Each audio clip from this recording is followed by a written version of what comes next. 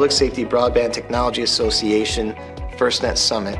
The reason I'm here is because, well, first I'm a believer in it. I'm a believer in what this conference brings to the table.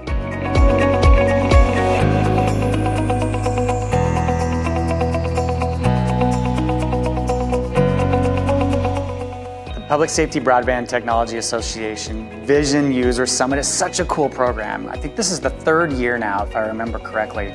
I've been here for every single one of them, both in my capacity as a Response Operations Group Deputy Chief, and now as a Wellness Ambassador for FirstNet.